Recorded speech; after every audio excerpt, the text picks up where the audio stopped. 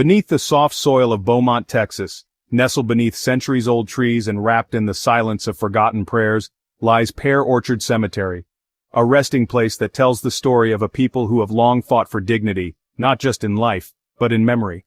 For nearly 150 years, the Pear Orchard Cemetery served as a sacred space for African Americans in the post-emancipation South. It became a place where families gathered to bury their loved ones with grace, where generations were honored, and where the whispers of resilience refused to be buried alongside the dead.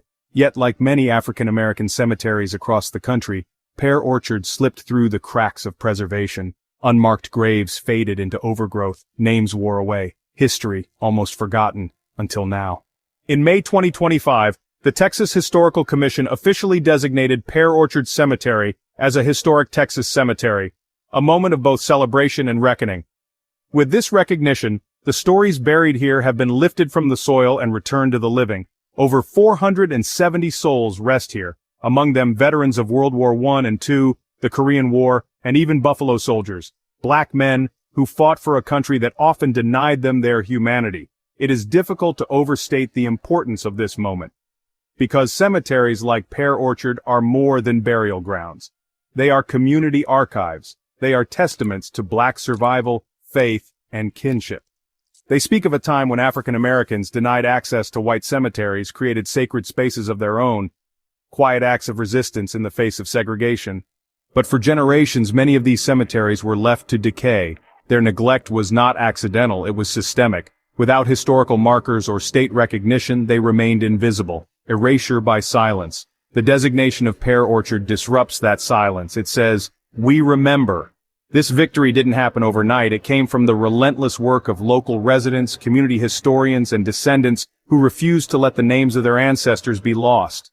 It came from people like Angela Simeon, a local advocate who described the cemetery as a cornerstone of Pear Orchard's identity. It came from a collective determination to preserve what others had allowed to vanish. Now, with historical designation comes not only recognition but protection. Pear Orchard is now eligible for grants, preservation efforts, and formal care. This ensures that future generations can visit, learn, and pay their respects, not just to the individuals buried there, but to the broader story of African American endurance and legacy. The cemetery also serves as a stark reminder of the ongoing challenges in preserving black heritage. Less than 10% of the sites on the U.S. National Register of Historic Places represent communities of color.